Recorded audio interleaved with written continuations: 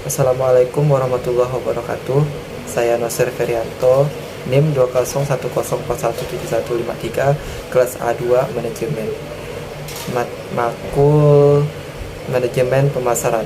Nah, di sini saya akan menjawab pertanyaan-pertanyaan untuk diskusi terkait materi tadi. Yang nomor satu yaitu, apa itu produk? Dalam bisnis, produk adalah barang atau jasa yang dapat diperjualbelikan. Dalam marketing, produk adalah ada apapun yang bisa ditawarkan ke sebuah pasar dan bisa memuaskan sebuah keinginan atau kebutuhan. Nomor 2. Apa yang dimaksud dengan strategi produk? Strategi produk atau produk strategi adalah rencana yang mengidentifikasi maksud dan tujuan suatu produk, kemudian menjelaskan visi untuk mencapai tujuan tersebut. Ini membantu menghubungkan visi proyek dengan metode aktual yang digunakan untuk mengimplementasikannya. Nomor 3, apa yang dimaksud dengan produk baru? Menurut Gary Armstrong, produk baru adalah produk asli, hasil pengembangan produk, modifikasi produk, dan merek baru yang dikembangkan perusahaan melalui upaya penelitian dan pengembangannya sendiri. Nomor 4, apa yang dimaksud dengan lini produk baru? Lini produk baru atau new product lines yaitu produk-produk yang baru dipasarkan bagi perusahaan, namun diluncurkan bagi pasar yang sudah ada untuk pertama kalinya. Nomor 5. Sebutkan dan jelaskan penggolongan produk. Nah, berdasarkan wujudnya, produk diklasifikasikan menjadi dua, yaitu barang dan jasa. Barang adalah produk yang berwujud fisik sehingga dapat dilihat, diraba, disentuh, dirasa, dipegang, disimpan, dipindahkan, dan diperlakukan fisik lainnya. Sedangkan jasa adalah aktivitas, manfaat, dan kepuasan yang ditawarkan untuk dijual. Jelaskan bauran produk.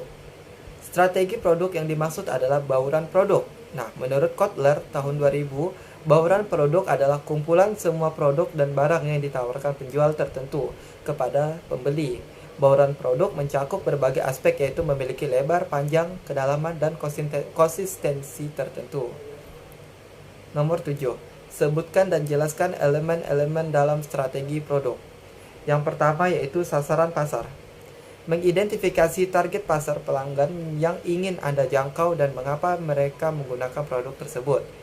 Yang kedua, metode penetapan harga. Nah, untuk menutupi biaya operasi, menghasilkan keuntungan, dan mendapatkan modal yang cukup untuk diinvestasikan kembali dalam produksi. Strategi produk menguraikan metode penetapan harga. Yang ketiga yaitu proposisi nilai. Proposisi nilai suatu produk menjelaskan mengapa pelanggan akan memilih produk tersebut dibandingkan dengan pilihan lain di pasar. Yang keempat yaitu produk yang berorientasi pada tujuan. Nah, sasaran tentang penggunaan produk, kinerja, dan penjualan mendorong sisa strategi produk. Sasaran ini dapat didasarkan pada jumlah pendapatan tertentu yang ingin Anda hasilkan, ulasan pengguna, dan bentuk informasi kualitatif dan kuantitatif lainnya. Yang selanjutnya yaitu inisiatif. Inisiatif adalah tujuan yang lebih spesifik yang membantu perilaku perusahaan Anda. Mereka membahas berbagai elemen bisnis yang dapat mempengaruhi apakah Anda mencapai tujuan penjualan atau tidak. Yang terakhir yaitu lini masa. Strategi produk lebih efektif ketika Anda memiliki garis waktu untuk melaksanakan inisiatif baru dan mencapai tujuan. Strategi produk harus mengidentifikasi kapan setiap bagian dan dari rencana pengembangan dan pemasaran harus dilakukan. Nomor 8 yaitu jelaskan cara membuat strategi produk. Nah, yang pertama yaitu pelajari pasar Anda. Nah, sebelum Anda mulai mengembangkan dokumen strategi produk, kumpulkan riset pasar yang relevan dan pelajari pelanggan ideal Anda. Bicaralah dengan orang-orang di pasar sasaran Anda dan adakan kelompok fokus untuk mendapatkan pemahaman menyeluruh tentang keinginan dan kebutuhan yang harus dipenuhi oleh produk Anda. Yang kedua, mengartikulasikan visi Anda. Memiliki misi yang pasti yang dapat dihubungkan dan dipahami orang lain akan memandu pengembangan strategi produk Anda. Setelah Anda mengidentifikasi nilai-nilai inti yang diwakili produk Anda dapat menemukan cara untuk memanfaatkan nilai-nilai tersebut, menangkap ceruk pasar, membangun komunitas, dan menciptakan produk yang sukses. Yang ketiga yaitu fokus pada solusi. Saat Anda menuliskan tujuan dan inisiatif, pastikan Anda dapat mengaitkannya kembali dengan fungsi inti produk Anda dan masalah yang mereka pecahkan untuk pelanggan. Strategi produk membantu menghubungkan ide-ide yang luas ke dalam tugas-tugas yang dapat ditindaklanjuti, sehingga menghubungkan kembali ke tujuan bersama. Sangat penting untuk menjaga semua tugas tetap selaras. Yang keempat yaitu berkolaborasi. Berkolaborasi dengan orang lain juga dapat membantu Anda menilai masalah dari berbagai perspektif dan mengidentifikasi potensi masalah dan hambatan untuk sukses sebelum berdampak pada bisnis. Yang kelima yaitu lakukan penyesuaian secara teratur. Jadwalkan waktu untuk merenungkan strategi produk secara teratur dan temukan cara untuk memasukkan umpan balik, fluktuasi pasar, informasi penjualan, dan metrik lain yang Anda gunakan untuk menilai keberhasilan produk. Lanjut, nomor 9.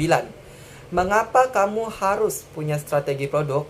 Nah, alasannya mengapa perusahaan harus mempunyai strategi produk adalah supaya mereka bisa memprioritaskan sumber daya. Sejatinya membuat produk strategi akan mendorong perusahaan untuk mengidentifikasi bagian terpenting dari implementasi rencana mereka. Nomor 10. Apa saja bentuk-bentuk produk strategi yang dapat digunakan oleh perusahaan? Yang pertama yaitu positioning, kedua overlapping, ketiga produk baru, keempat produk design, kelima elimination, dan yang terakhir yaitu differentiation. Nomor 11. Membuat produk baru juga bisa menjadi strategi produk yang efektif bagi kesuksesan perusahaan. Jelaskan mengapa demikian. Nah, sebab ia bisa menjadi cara yang baik untuk memenuhi kebutuhan pelanggan dan strategi yang jitu untuk buat perusahaan populer. Meskipun demikian, ada beberapa persyaratan yang harus dipenuhi perusahaan untuk memanfaatkan inisiatif ini. Pertama yaitu produk diciptakan harus benar-benar baru. Dalam arti, belum pernah ada perusahaan yang membuatnya dalam bentuk lain. Lalu, produk yang hendak dibentuk juga tidak bisa dianggap baru bila sifatnya hanyalah melengkapi atau menyempurnakan produk lain. Nomor yang ke-12 yaitu mengapa produk desain atau desain produk merupakan strategi produk yang wajib dimanfaatkan oleh setiap perusahaan. Pasalnya, inisiatif ini dapat membantu perusahaan saat mereka kelak hendak membuat produk dalam skala yang besar. Produk juga nantinya akan terlihat lebih menarik dan menjual. Nah, produk desain sendiri mengacu pada rancangan tampilan sebuah produk, mulai dari logo hingga bentuk packingannya. Lanjut ke soal berikutnya yaitu pertanyaan-pertanyaan yang berkenaan dengan ketiga video di atas. Nah, yang A, sebutkan ketiga pembicara dalam ketiga video di atas dan teori-teori apa yang mereka jelaskan. Yang pertama yaitu Dhani Indra J. Ia membahas teori tentang strategi produk.